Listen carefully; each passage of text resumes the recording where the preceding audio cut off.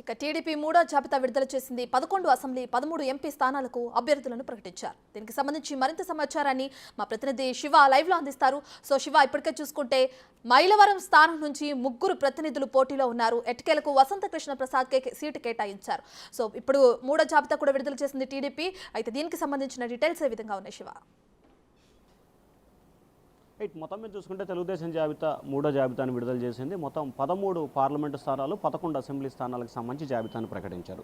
పొత్తులో భాగంగా జనసేనకి సంబంధించి అసెంబ్లీ స్థానాలు కొన్ని కేటాయించారు. అలాగే భారతీయ జనతా పార్టీ కొన్ని అసెంబ్లీ స్థానాలు కేటాయించారు. వారిరువురు కలిసి 31 అసెంబ్లీ స్థానాలను కేటాయించింది పొత్తులో భాగంగా. సో 31 స్థానాలు పోతే 144 స్థానాలకి తెలుగుదేశం పార్టీ ప్రకటన చేయాల్సిన పరిస్థితి ఉంది. దీంట్లో ఇప్పటికీ 2 జాబితాల్లో 128, తాజాగా 11 జాబితాలకు సంబంధించి కూడా అభ్యర్థులను ప్రకటించారు. 11 మంది అభ్యర్థులు అంటే దాదాపుగా 144 స్థానాలకు సంబంధించి 139 స్థానాలకు సంబంధించి తెలుగుదేశం పార్టీ అభ్యర్థులను ప్రకటించింది. వీటికి సంబంధించి కూడా 5 స్థానాలకు సంబంధించి కూడా తెలుగుదేశం భారతీయ జనతా పార్టీ ప్రధానంగా చూసుకుంటే విజయవాడకి సంబంధించి వెస్ట్, అలాగే ఎచ్చెర్ల తదితర రాజమండ్రితో పాటు కొన్ని నియోజకవర్గాలు బీజేపీ ఆశిస్తూ ఉంది. సో ఈ నేపథ్యంలో ఆ జాబితాను కూడా కొంత పెండింగ్లో పెట్టిన పరిస్థితి కనిపిస్తూ ఉంది. సో మనం ప్రధానంగా చూసుకుంటే కృష్ణా జిల్లాకు సంబంధించి కూడా ఈరోజు 2 అభ్యర్థులు ప్రకటించారు. పెనమలూరు సంబంధించి కూడా బోడే ప్రసాద్ని తిరిగి నియమిస్తూ అధిష్టానం నిర్ణయం తీసుకుంది. ఇప్పటికే అక్కడ దాదాపుగా 5-6 పేర్లను పరిశీలన చేసిన టీడీపీ అధిష్టానం ఐవీఆర్ సర్వేల ద్వారా అతనికే రావడంతో కూడా ఎట్టకేలకు బోడే ప్రసాద్ని ఖరారు చేస్తూ వైఎస్ఆర్సీపీకి పోటీగా అక్కడ ఏదైతే మంత్రి జోగి రమేష్ ఉన్నారో దానికి సరైన దీటైన అభ్యర్థిని నింపిన పరిస్థితి కనిపించింది. ఇక మైలవరానికి సంబంధించి కూడా ఇటీవల వైసీపీ నుంచి టీడీపీలో చేరిన వసంత కృష్ణ ప్రసాద్కి తిరిగి జాబితా ఇస్తూ కూడా వైఎస్ఆర్సీపీకి పోటీగా అక్కడ బీసీ అభ్యర్థి నిర్మించారు. అక్కడ కూడా వైఎస్ఆర్సీపీకి పటిష్టంగా ఉండాలంటే ఖచ్చితంగా సరైన అభ్యర్థి కావాలని చెప్పి నిర్ణయం తీసుకున్నారు. దానికి సమవుజ్జిని ప్రస్తుతం అయితే నిర్ణయించిన పరిస్థితి కనిపించింది. ఇక ప్రధానంగా చూసుకుంటే ఏదైతే పార్లమెంటు స్థానాలు, అసెంబ్లీ స్థానాలకు సంబంధించి కూడా మొదటి నుంచి అనుకుంటున్న ప్రకారమే శ్రీకాకుళానికి సంబంధించి కూడా రామ్మోహన్ నాయుడిని ప్రకటించారు. అలాగే విశాఖపట్నం బాలకృష్ణ తోడలుడు భరత్ని కేటాయిస్తూ నిర్ణయించుకున్నారు. అమలాపురానికి సంబంధించి జీఎంసీ బాలయోగి కుమారుడు హరీష్ని అక్కడ కూడా ప్రకటించిన పరిస్థితి కనిపిస్తూ ఉంది. ఆ తర్వాత ఏలూరుకు సంబంధించి పుట్టా సుధాకర్ యాదవ్ కుమారుడు పుట్టా మహేష్ని ఇక్కడ పార్లమెంట్ అభ్యర్థిగా ప్రకటించారు. విజయవాడకు సంబంధించి కేసినేని చిన్నిని ప్రకటించిన పరిస్థితి కనిపించింది. ఇక్కడ అన్నాదమ్ముల మధ్య వార్ కొనసాగబోతోంది. గుంటూరుకు సంబంధించి ఎన్ఆర్ఐ పెమ్మసాని చంద్రశేఖర్, నరసరావుపేటకు సంబంధించి కూడా వైఎస్ఆర్సీపీ నుంచి టీడీపీలో చేరిన శ్రీకృష్ణదేవరాయని కేటాయించారు. ఇక ఒంగోలు పార్లమెంటుకు సంబంధించి అభ్యర్థిని అయితే ప్రస్తుతం పెండింగ్లో పెట్టారు. ఎందుకంటే ఇటీవలే ఏదైతే మాగుంట శ్రీనివాసరెడ్డి ఆయన కుమారుడు టీడీపీలో చేరారు. అక్కడ ఒంగోలు అభ్యర్థికి సంబంధించి కొంత సందిగ్ధత నెలకొంది. బీజేపీ కూడా ఇక్కడ ఆశిస్తున్నట్లు ఒక ప్రచారం జరుగుతూ ఉంది. ఈ నేపథ్యంలోనే ఆ పార్లమెంటు స్థానాన్ని కూడా టీడీపీ పెండింగ్లో పెట్టినట్టు తెలుస్తూ ఉంది. ఇక అలాగే చూసుకుంటే నెల్లూరు పార్లమెంటుకి సంబంధించి ఇటీవల రాజ్యసభ సభ్యుడు ఎంపీ వేమిరెడ్డి ప్రభాకర్ రెడ్డికి వైఎస్ఆర్సీపీ నుంచి టీడీపీలో చేరారు. ఆయనకు కూడా టికెట్ కేటాయిస్తూ నిర్ణయం తీసుకున్న పరిస్థితి కనిపించింది. నెల్లూరు సంబంధించి కూడా దాదాపుగా ఖరారైన పరిస్థితి అయితే కనిపిస్తూ ఉంది. ఇక నంద్యాలకు సంబంధించి బైరెడ్డి సంబంధించి కూడా ఆయన గతంలో టీడీపీ, కాంగ్రెస్, వైసీపీ అన్ని పార్టీల్లో తిరిగిన నేతకు సంబంధించి కూడా ఆయన కుమార్తెకి నిర్ణయం తీసుకున్నారు. హిందూపురం సంబంధించి కూడా బీకే పార్థసారథి గతంలో ఈయన ఇక్కడ ఎంపీగా, ఎమ్మెల్యేగా కూడా పోటీ చేసి గెలుపొందిన పరిస్థితి కనిపిస్తూ ఉంది. ఇక్కడ బీకే పార్థసారథిని నిర్ణయం తీసుకున్నారు. బాపట్లకు సంబంధించి కూడా ఎస్సీ నియోజకవర్గం టి కృష్ణప్రసాద్ని ఇక్కడ నిర్ణయిస్తూ కూడా టీడీపీ అధిష్టానం నిర్ణయం తీసుకుంది. అలాగే చిత్తూరుకు సంబంధించి కూడా ప్రసాదరావుని నియమిస్తూ టీడీపీ నిర్ణయం తీసుకుంది. అలాగే కర్నూలుకు సంబంధించి ఎన్ఆర్ఐ పారిశ్రామికవేత్త నాగరాజును కూడా నిర్ణయం తీసుకున్న పరిస్థితి. సో మొత్తం మీద 13 పార్లమెంటు స్థానాలకు సంబంధించి మనం మొదటి నుంచి ఎవరినైతే అనుకుంటున్నామో దాదాపుగా ఆ అభ్యర్థులనే ఖరారైన పరిస్థితి కనిపించింది. ఇక అసెంబ్లీ స్థానాలకు సంబంధించి ఈసారి మాత్రం ఏదైతే గత కొంతకాలంగా పెండింగ్లో ఉన్నాయో సీనియర్లకు సైతం మొండి చేయి లభించిన పరిస్థితి కనిపించింది. ఈ నేపథ్యంలో సీనియర్లకు సంబంధించి కూడా మాజీ మంత్రులు ఇప్పటికి కూడా గంటా శ్రీనివాసరావు కానీ, కళా వెంకటరావు కానీ, దేవినేని ఉమాకి సంబంధించి కానీ ఇట్లా చాలామంది సీనియర్లకు కూడా మూడో జాబితాలో కూడా చోటు లభించలేదు. ఇక మనం ప్రధానంగా నియోజకవర్గాలు చూసుకుంటే పలాసకు సంబంధించి గౌతు శిరీష, పాతపట్నానికి సంబంధించి గోవిందరావు, అలాగే శ్రీకాకుళం గొండు శంకర్, శృంగవరపుకోట లలితా కుమారి, కాకినాడ సిటీ వనమూడి వెంకటేశ్వరరావు, అమలాపురం బత్తుల ఆనందరావు ఇతను గతంలో కూడా పోటీ చేసి గెలుపొందారు.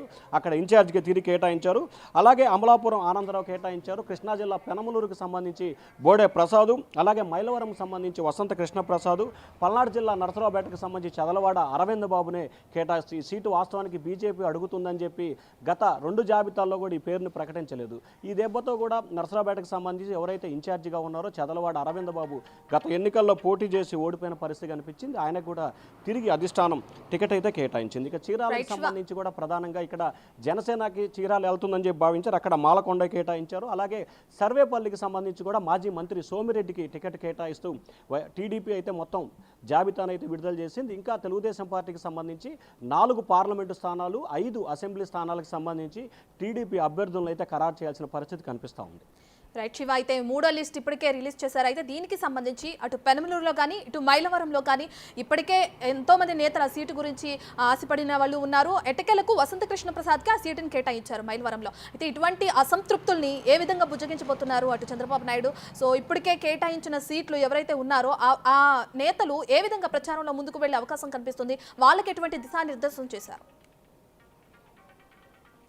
ఇక్కడ ప్రధానంగా చూసుకుంటే కృష్ణా జిల్లాకు సంబంధించి పెనమలూరు మైలవరం 2 నియోజకవర్గాలకు సంబంధించి చాలా హాట్ కేక్గా మారిన పరిస్థితి కనిపించింది. ఇక పెనమలూరుకు సంబంధించి ఇక్కడ పెద్దగా అసంతృప్తులు ఉండే అవకాశం అయితే లేదు. ఎందుకంటే సిట్టింగ్ ఎవరైతే 2014లో ఎమ్మెల్యేగా ఉన్నారో 2019 నుంచి ఓడిపోయి ఇన్ఛార్జిగా ఉన్నారో బోడే ప్రసాద్ని తిరిగి నియమించారు కాబట్టి ఇక్కడ పెద్దగా అసంతృప్తులు లేవు. ఎందుకంటే ప్రధానంగా చూసుకుంటే ఇక్కడ ఇటీవల కాలంలో వైఎస్ఆర్సీపీ నుంచి వచ్చిన చంద్రశేఖర్ పేరు ఒక దశలో తెర మీదకి రావడం జరిగింది. అలాగే బేగు టీడీపీ నేత విజయవాడ వెస్ట్కు సంబంధించిన నేత కూడా పెరకొచ్చింది. ఆ తర్వాత దేవినేని ఉమా, ఆ తర్వాత గుంటూరు జిల్లాకు సంబంధించి ఆలపాటి రాజా, ఇట్లా అనేకమైన పేర్లు అక్కడ ప్రచారంలోకి అయితే వచ్చినాయి. కానీ ఇటీవల జరిగిన పరిణామాలు సర్వేల ఆధారంగానే బోడే ప్రసాద్కినే తిరిగి అధిష్టానం ఎంపిక చేసింది. ఈ నియోజకవర్గానికి సంబంధించి పెద్దగా అసంతృప్తులు కానీ అసమ్మతిగా ఉండే అవకాశం లేదు. ఇక మైలవరం నియోజకవర్గానికి సంబంధించి కూడా ప్రస్తుతం ఇక్కడ వైఎస్ఆర్సీపీ నుంచి చేరిన వసంత కృష్ణప్రసాద్ ఉన్నారు. ఆయనకి టీడీపీ టికెట్ ఖరారు చేసింది. ఇక్కడ ఎవరైతే దేవినేని ఉమా అలాగే పెమ్మసాని సుబ్బారావు ఉన్నారు. ఇక పెమ్మసాని సుబ్బారావుకి సంబంధించి కూడా గతంలోని అధినేత మాట్లాడారు. అలాగే దేవినేని ఉమాతో కూడా అధినేత 2-3 సార్లు మాట్లాడి వారిని నచ్చజెప్పే ప్రయత్నం చేశారు. దేవినేని ఉమా ఆదాపుగా చంద్రబాబు చెప్పిన సూచనలకి సలహాలకు కూడా ఆయన అంగీకారం తెలిపారు. తనకి సీటు కానీ అభ్యర్థి కానీ ఇది ముఖ్యం కాదు, తెలుగుదేశం పార్టీ కంటే కూడా చంద్రబాబు కుటుంబానికి చాలా అత్యంత సన్నిహితుడిని, నేను చంద్రబాబు కుటుంబ సభ్యుడిని అని చెప్పి కూడా ఆయన గతంలోనే మీడియాతో మాట్లాడారు. సో ఈ నేపథ్యంలో ఇటు మైలవరం కానీ ఇటు పెనమలూరు కానీ ఈ 2 నియోజకవర్గాలకు సంబంధించి కూడా పెద్దగా అసంతృప్తులు కానీ ఇబ్బందులు కానీ ఉండే అవకాశం అయితే కనిపించట్లేదు. ఎందుకంటే సుబ్బారావుతో దేవినేని ఉమాతో ఇప్పటికే చంద్రబాబు మాట్లాడారు. ఉమా అనుమతితోటే వసంత కృష్ణ ప్రసాద్ పేరుని చంద్రబాబు ప్రకటించారని చెప్పి కూడా టీడీపీ నేతలు అయితే చెప్తా ఉన్నారు. సో ఈ నేపథ్యంలో ఆ 2 నియోజకవర్గాల్లో పెద్దగా ఇబ్బందులు లేవని చెప్పి భావించవచ్చు. వాస్తవానికి తెలుగుదేశం పార్టీ ఇవాళ వరకు ప్రకటించిన 3 జాబితాల్లో 139 అభ్యర్థులకు సంబంధించి కూడా ఎక్కడైతే ఏ అభ్యర్థిని అయితే ప్రకటిస్తున్నామో ఆ అభ్యర్థిని ప్రకటించే క్రమంలో అక్కడున్న ఆశావాహులతో అక్కడున్న ఇన్ఛార్జితో చంద్రబాబు 1-2 సార్లు మాట్లాడిన తర్వాతనే అభ్యర్థిని ఖరారు చేసి జాబితా విడుదల చేస్తున్నారు.